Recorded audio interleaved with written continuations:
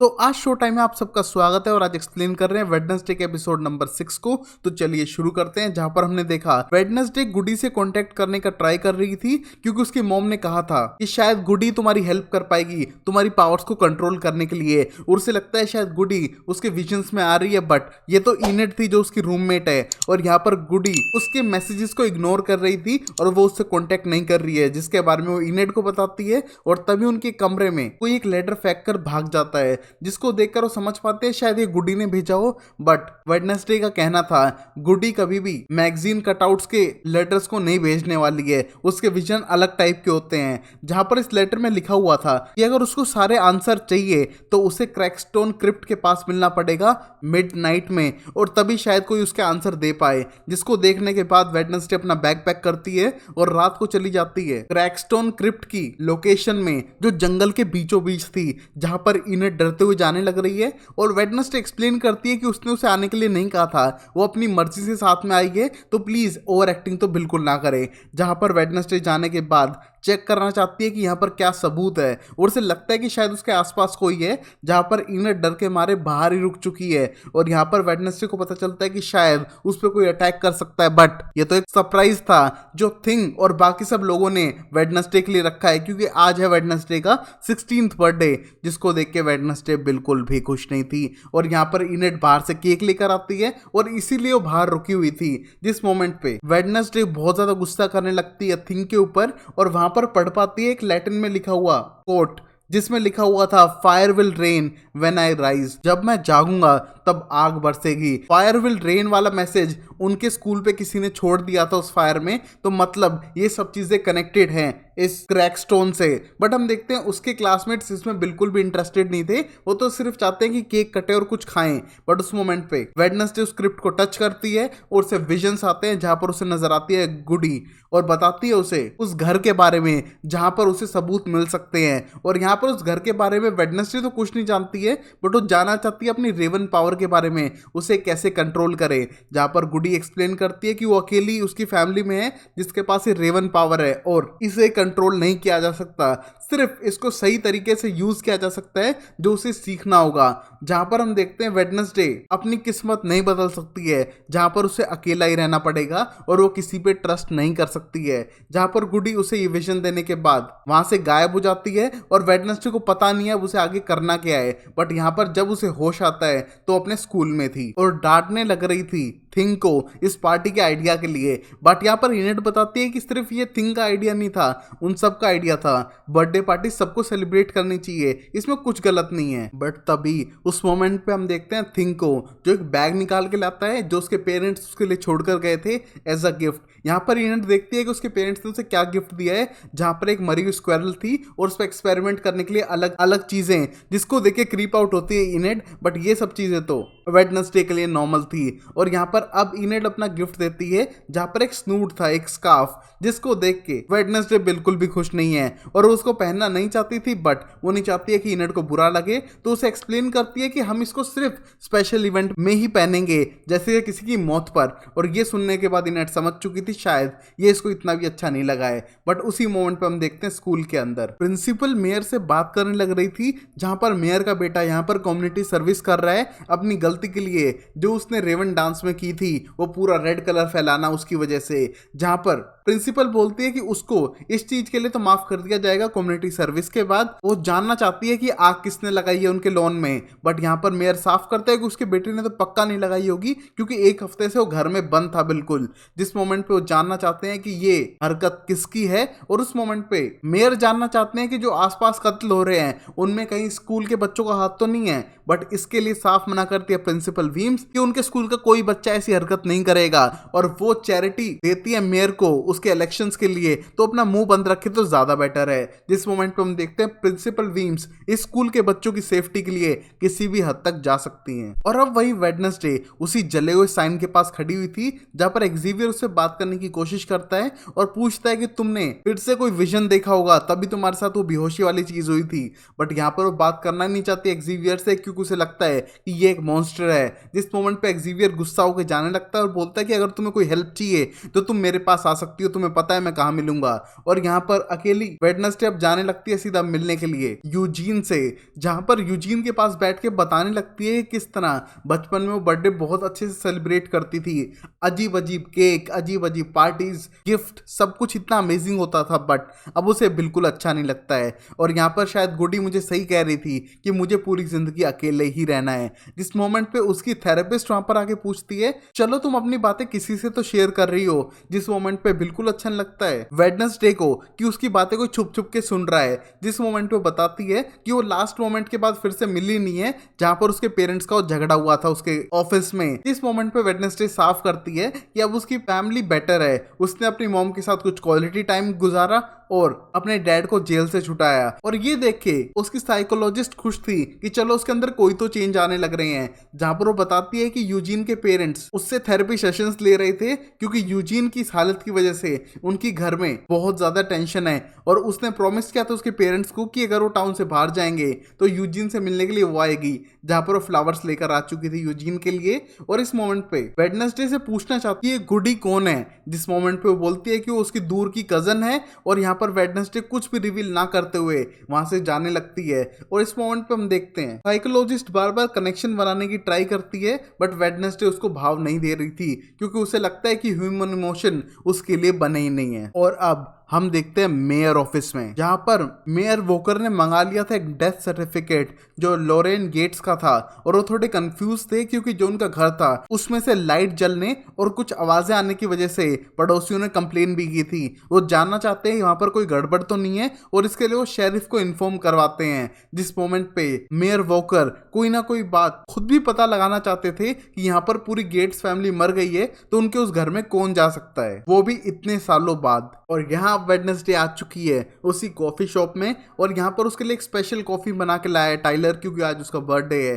जिस मोमेंट पे टाइलर उस स्कार्फ को देख पाता है और बोलता है जरूर ये इनेट का गिफ्ट होगा, जहां पर वो उसको पहनना नहीं चाहती थी। और वेडनेसडे पूछने लगती है कि वो थोड़ी बिजी है इस मोमेंट पे एक मिस्ट्री को फाइंड करने के लिए, शायद एक्स्ट्रा मार्क्स के लिए वो कर रही हो, जहां पर टाइलर उसकी हेल्प करने की कोशिश करता है बट उस पिक्चर को पहचान नहीं पा रहा था। बट वो यहाँ पर पूछना चाहता है कि वेडनेसडे कहीं ना कहीं उस रेवन पार्टी के बाद उसे इग्नोर कर रही है और ऐसा क्यों है। बट हम देखते हैं यहाँ पर वेडनेसडे के पास कोई आंसर नहीं था और उससे पूछने लगती है उस स्केच के बारे में जो उसने बनाया था, जहां पर इसके बारे में टाइलर को कुछ नहीं पता है बट वो उसको हेल्प करने की पूरी कोशिश कर रहा था। और तभी वहां पर कोप आकर देख पाते हैं कि उसका बेटा अभी भी वेडनेसडे के साथ है जो उन्हें कम पसंद आया था।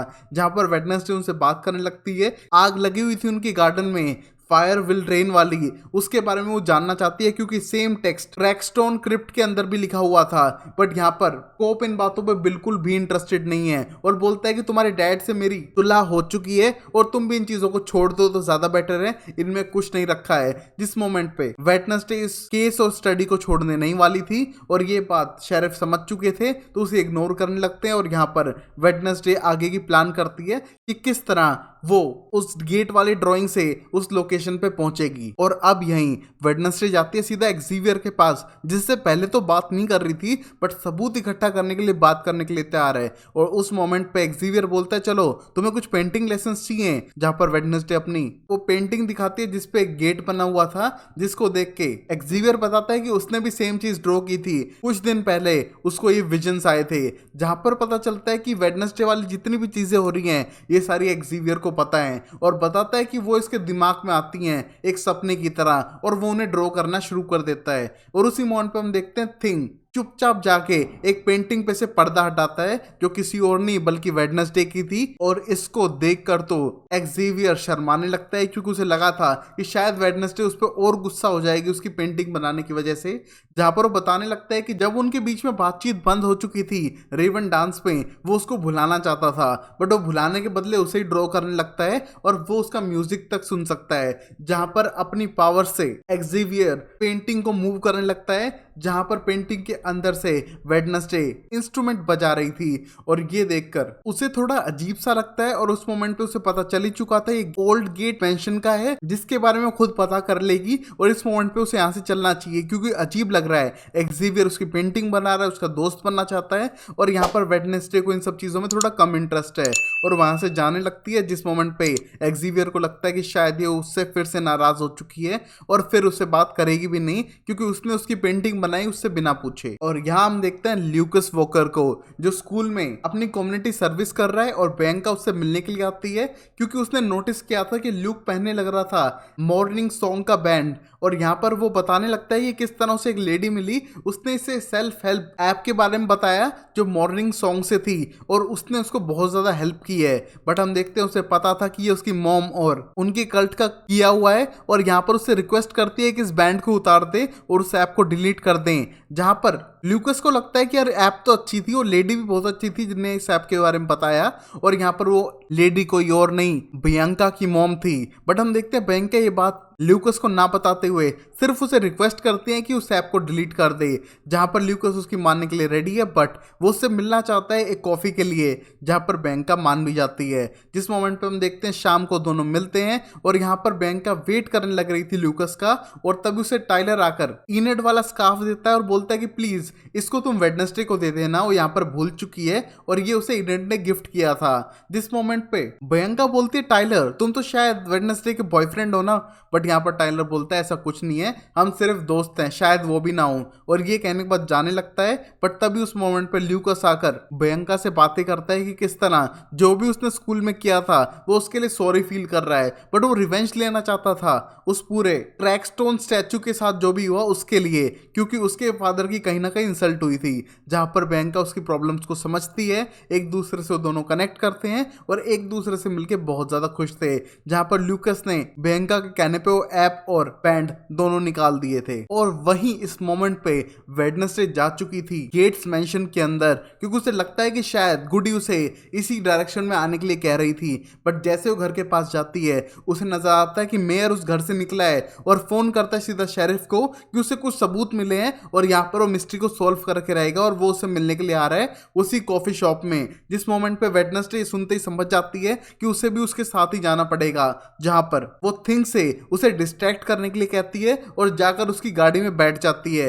जहां पर हम देखते हैं जैसे वो टाउन में पहुंचते हैं और अपनी गाड़ी से निकल के रोड क्रॉस करते हैं कॉफी शॉप में जाने के लिए, एक रैंडम कार आकर उन्हें टक्कर मार के चली जाती है। और यहाँ पर ये देख के सब लोग शॉक हैं, स्पेशली शेरिफ जो उन्हें देख पा रहे थे विंडो से, और उसे आके पकड़ते हैं। जिस मोमेंट पे उनकी हालत बहुत ज्यादा खराब थी और उनके सामने खड़ी थी वेडनेसडे जो गाड़ी से बाहर आ चुकी है और उसको देख के सरप्राइज हैं। और थोड़ी देर में यहाँ पर पुलिस आ चुकी है, हॉस्पिटल वाले लोग आ चुके हैं और यहाँ पर कोप उससे इन्वेस्टिगेशन करने लगते हैं और पूछते हैं कि यहाँ पर वो कर क्या रही थी शेरिफ की गाड़ी में। तभी वो बताने लगती है कि गाड़ी पे नंबर नहीं था जिसने एक्सीडेंट किया और वो शेरिफ का पीछा गेट मेंशन से कर रही थी। वहां पर वो हाउस हंटिंग कर रही थी। जिस मोमेंट पे उसे सुनाई दिया कि उन्हें कोई सबूत मिले हैं जिसके बारे में वो तुमसे डिस्कस करना चाहते हैं, तो वो उनके पीछे पीछे यहां तक आ गई है। बट उनके साथ ये हादसा हुआ, शायद इसके पीछे कोई चाल है। बट हम देखते हैं कॉप इससे ज्यादा रिकॉर्ड करना नहीं चाहते हैं और वो पूछना चाहते हैं कि ये सब हो क्या रहा है, उसको हर उस लोकेशन पे क्यों पहुंचना है जहां पर क्राइम हो रहा है। और ये बात बताते हैं प्रिंसिपल को भी, और ये देख के तो प्रिंसिपल बहुत ज्यादा गुस्सा थी वेडनेसडे पे और उसको डांटने लगती है, स्कूल में लॉकडाउन लगा देती है जिससे कि कोई भी बच्चा बाहर ना जा सके, क्योंकि टाउन में बहुत सारी गड़बड़ हो रही है और वो नहीं चाहती है कि ये सारे एग्जाम स्कूल पर लगे। और अब मिस थॉर्नेल मिलने के लिए आती है वेडनेसडे से और उसको बोलती है कि प्लीज बाहर मत जाओ, सेफ नहीं है। और यहाँ पर जो भी प्रिंसिपल ने किया है वो सबके अच्छे के लिए है और वो जानना चाहती है कि ये सब देख के वो टेरिफाइड तो नहीं हुई कि उसके आंखों के सामने एक्सीडेंट हुआ था। बट यहाँ पर वेडनेसडे एक्सप्लेन करती है ये तो उसकी बकेट लिस्ट में था, एक बार किसी का एक्सीडेंट होते हुए देखना, उसमें उसे डर नहीं लगता है। और यहाँ पर वो बिजी अपनी नॉवल लिखने के लिए, क्योंकि उसे फ्रैंकेनस्टाइन की नॉवल को कंप्लीट करना है 19 साल का होने से पहले। जहां पर हम देखते हैं थॉर्नेल उसको एडवाइस देने की कोशिश करती है कि जो भी हो रहा है वो उसके अच्छे के लिए है। बट यहाँ पर वेडनेसडे साफ करती है उसके पास एक माँ है, थेरेपिस्ट है और उसको और टॉर्चर की जरूरत नहीं है। तो मिस थॉर्नेल बता दे पूरे स्टाफ को कि वो रूम में ही है और बाहर नहीं जा रही है। जिस मोमेंट पे मिस थॉर्नेल वहां से जाने लगती है और यहाँ पर वेडनेसडे कोई प्लान करती है यहाँ से बाहर निकलने के, क्योंकि यहाँ पर लॉकडाउन है तो इसे प्रिंसिपल तो पक्का बाहर नहीं जाने देगी, तो इसलिए इसको कोई और तरीका ढूंढना पड़ेगा यहाँ से निकलने का। जिसके लिए ये सीधा फोन करती है टाइलर को और बोलती है कि तुमको एक डिनर पार्टी के लिए जाना था ना, तो मैं जाने के लिए तैयार हूँ। जिसको देख के टाइलर बहुत ज्यादा खुश होता है, बट वो एक्सप्लेन करती है टाइलर को कि रात को 8 बजे आना है और तुम्हें लाइट्स ऑफ रखनी है अपनी गाड़ी की। और ये देख के टाइलर थोड़ा कंफ्यूज था कि वो ऐसा क्यों कह रही है, बट वो वेडनेसडे के साथ डेट पे जाने के लिए बिल्कुल तैयार है। तो गाइस जो लड़की मना करती है उसके पीछे लड़के ज्यादा जाते हैं, जो इस स्टोरी में भी होने लग रहा था। और स्कूल से बाहर निकलने के लिए वो इनेट की हेल्प लेती है, जहां पर इनेट को बोलती है कि तुम सोचो हम दोनों गर्ल्स नाइट आउट करें तो उससे बेटर क्या होगा, जो मेरे बर्थडे पे नहीं हो सका वो शायद अब हो जाए। जिसके लिए इनेट बहुत ज्यादा एक्साइटेड थी और हाँ कर देती है बाहर जाने के लिए। और उसके पास बहाना भी था कि आज फुल मून है और वो टर्न होने वाली है वेयरवुल्फ में, और यहाँ पर उसको कोई हेल्प चाहिए उसे बांधने के लिए। जहां पर हम देखते हैं इस प्लान के साथ वो स्कूल के बाहर निकलते हैं, बट उससे पहले इनेट उसे बोलती है वही स्कार्फ पहनने के लिए। बट यहाँ पर वो बोलती है कि शायद वो अपने स्कार्फ को कहीं भूल चुकी है, जो वेडनेसडे ने जानबूझ के किया था। बट तभी इनेट बोलती है कोई नहीं, तुम्हारा स्कार्फ वापस आ चुका है और इसको पहनकर ही हम बाहर जाने वाले हैं। जिसके लिए वेडनेसडे बिल्कुल भी रेडी नहीं थी और वो जाके मिलती है चुपचाप टाइलर से, जहां पर टाइलर उनका वेट ही कर रहा था। और यहाँ पर इनेट आगे पूछने लगती है कि यहाँ पर टाइलर उबर ड्राइवर क्यों बना हुआ है। बट टाइलर बोलता है कि ये तो डिनर नाइट थी ना, जहां पर दोनों को वेडनेसडे समझाती है कि ना ये गर्ल्स नाइट आउट है ना ये डिनर पार्टी है, हम सीधा गेट मेंशन की तरफ जा रहे हैं कुछ इन्वेस्टिगेशन करने के लिए। जिसके लिए कोई भी रेडी नहीं था, बट वेडनेसडे अपने प्लान बना चुकी थी इस केस को सॉल्व करने के लिए। और यहाँ पर ये दोनों इसके साथ जाने लग रहे हैं। और वहीं पर एक्सेवियर चुपचाप वेडनेसडे से मिलने के लिए आता है, क्योंकि वो सॉरी बोलना चाहता है उस पेंटिंग के लिए। बट उसे वो नहीं मिलती है, बल्कि उसे मिलता है थिंग जो टाइप करने लग रहा था, और वो उसकी हेल्प से शायद उसके पीछे जाए। और अब यहाँ वेडनेसडे पहुंच चुकी है गेट्स मेंशन में, और वो देख पाती है उसी गाड़ी को जिससे मेयर का एक्सीडेंट हुआ था। मतलब ये सारे सबूत इसी घर से मिलते हैं और गुडी उसे इसी डायरेक्शन में आने के लिए कह रही थी। और तभी वो जाने लगती है ऊपर की तरफ, जहां पर लाइब्रेरी में वो देख पाती है एक बटन को, जिसको दबाते ही लाइब्रेरी साइड में खुलती है। और वहां पर थी क्रैकस्टोन की फोटो, जहां पर कोई प्रे कर रहा था और कैंडल में जो वैक्स था वॉर्म था। मतलब हाल ही में किसी ने कैंडल जलाई है और शायद घर में हो सकता है। और उसी मोमेंट पे वो घर की तलाशी शुरू करते हैं, जहां पर वो टाइलर को नीचे रहने के लिए कहते हैं और खुद दोनों ऊपर तलाशी के लिए जाते हैं। जहां पर इनेट बोलती है कि तुमने हॉरर मूवीज नहीं देखी, ये सबसे गलत प्लान होता है, अकेले कभी मत जाओ, बेस्ट फ्रेंड हमेशा मरता है, मुझे नहीं मरना है। बट हम देखते हैं फिर भी वेडनेसडे के कहने पर वो जाकर सर्च करने लगती है, जहां पर उन्हें एक रूम मिलता है जिसमें सब कुछ परफेक्टली रखा हुआ था, जैसे कि कोई हाल ही में आकर इसे साफ करके गया होगा। और यहाँ पर इतने सालों से इस घर के अंदर कोई नहीं था, मतलब कुछ तो गड़बड़ है इस घर में, कोई तो आकर रहने लग रहा था, जिसके बारे में उन्हें पता करना पड़ेगा। जहां पर उन्हें एक डॉल दिखती है और उस डॉल बॉक्स को देखकर वेडनेसडे को लगता है कि शायद ये सबूत हो सकता है, उसे रख लेना चाहिए। और वहां पर नजर आते हैं उसे फ्लावर्स, वही पिंक कलर के फ्लावर्स जैसे ही साइकोलॉजिस्ट ने दिए थे यूजीन को। और उन फ्लावर्स को भी ऑब्जर्व कर पा रही थी और वो जाने लगती है दूसरे रूम में चेक करने के लिए। बट तभी उसे मॉन्स्टर की आवाजें आती है और यहाँ पर मॉन्स्टर आ चुका था। और यहाँ पर इनेट और वो जान बचाते हुए एक मिनी लिफ्ट में जाने लगते हैं, जो घर में लॉन्ड्री को बेसमेंट तक पहुंचाने के काम आती है। जहां पर वो बैठते हैं अपनी जान बचाने के लिए, बट उनकी जान खतरे में थी, क्योंकि ये मॉन्स्टर उसकी रस्सी काट देता है और वो जमीन पे आके गिरते हैं। जिस मोमेंट पे बेसमेंट में जाने के बाद वेडनेसडे देख पाती है उन सारे लोगों के बॉडी पार्ट्स जिन लोगों की मौत हुई थी। और यहाँ पर ये मॉन्स्टर उन्हें इन बॉक्सेस में रखने लग रहा था और उसके पास अब सबूत था, बट वो सबूत को इकट्ठा नहीं कर पाई क्योंकि मॉन्स्टर उनके पीछे आ रहा है। और वो इनेट के साथ यहाँ से भाग जाती है अपनी जान बचाते हुए। और यहाँ पर इनेट बहुत ज्यादा उस पर गुस्सा है, बट फिर भी वेडनेसडे उसकी ना सुनते हुए वापस घर की तरफ जाने लगती है, जिससे कि वो टाइलर की जान बचा सके। जहां पर टाइलर को पंजे मारे हुए हैं उस मॉन्स्टर ने। और जैसे ही वो टाइलर की हेल्प करने के लिए जाती है, यहाँ पर एक्सेवियर आ चुका था, जिसको देखकर वेडनेसडे को उस पर शक होने लगता है। बट इस मोमेंट पे वो कुछ नहीं कर सकती है, क्योंकि यहाँ पर अभी पहले टाइलर की जान बचानी है। और यहाँ पर टाइलर के घर पे लाने के बाद टाइलर के वुंड्स पर वो मेडिसिन लगाने लगती है। और इसी मोमेंट पे आ जाते हैं टाइलर के डैड, जो शेरिफ हैं, जो बहुत ज्यादा गुस्सा थे वेडनेसडे पे, और उसे वापस लेके जाते हैं नेवरमोर में, जहां पर बहुत ज्यादा गुस्सा थी प्रिंसिपल वीम्स, क्योंकि उसने सारे रूल्स तोड़े हैं, तो शायद उसे स्कूल से निकाल दिया जाएगा। बट तभी वेडनेसडे अपने पॉइंट एक्सप्लेन करती है एक सबूत के साथ, जहां पर वो अपनी पेंटिंग दिखाती है क्रैकस्टोन के साथ में, और बोलती है कि यहाँ पर रॉन की मॉम ने ये फ्यूचर इमेजिन किया था अपने विजन्स के अंदर, और इसी को लेकर रॉन उसे मारना चाहता था। यहाँ पर वो पता लगाने वाली है कि जल्द ही उन सबका कनेक्शन कैसे उससे जुड़ा हुआ है, और वो स्कूल को डिस्ट्रॉय करने नहीं बल्कि बचाने के लिए आई है। और वो जानना चाहती है कि यहाँ पर क्रैकस्टोन कर क्या रहा है। जिस मोमेंट पे अभी के लिए तो प्रिंसिपल ने उसे छोड़ दिया है क्योंकि उसके सबूत कहीं ना कहीं रियल लग रहे थे, बट उसे फिर से वो चांस नहीं देगी। जिस मोमेंट पे जैसे वो अपने रूम में जाती है वो देख पाती है इनेड अपना सामान पैक कर रही है, जो उस पर बहुत ज्यादा गुस्सा है सेल्फिश होने के लिए कि वो सिर्फ अपनी केयर करती है। और इस मोमेंट पे वेडनेसडे एक्सप्लेन करती है कि शायद फिर से ऐसा ना करना पड़े, बट यहाँ पर इनेड अब चांस लेना ही नहीं चाहती है, उसे मरना ही नहीं है। और अब तक वो वेडनेसडे को सपोर्ट करती आ रही थी, जहां पर स्कूल के बाकी लोग तो उसे क्रीप और पागल बता रहे थे, तो फिर भी वो सपोर्ट करती थी कि शायद वो शाय है इस वजह से ऐसे बिहेव करती है। बट अब इनेड उससे कोई भी कांटेक्ट नहीं रखेगी, जिसको देख के वेडनेसडे थोड़ी सैड होती है पहली बार, और उसे लगता है कि उसे अकेला नहीं होना चाहिए। और कहीं ना कहीं गुडी की प्रोफेसी सच होने लगी थी कि आखिरी में वेडनेसडे अकेली रह जाएगी और उसका साथ सब लोग छोड़ देंगे एक एक करके। और तभी वेडनेसडे उस बॉक्स को खोलने लगती है जो उस गेट मेंशन से लाई थी, बट तभी उसके अंदर से कुछ पिक्चर्स निकलती है और वो देख पाती है कि कोई उसका पीछा कर रहा है और उसकी पिक्चर्स लेने लग रहा है। यहाँ तक कि कुछ घंटों पहले की पिक्चर भी इसमें थी, तो मतलब कोई उसके पीछे है जिसके बारे में उसे पता लगाना पड़ेगा।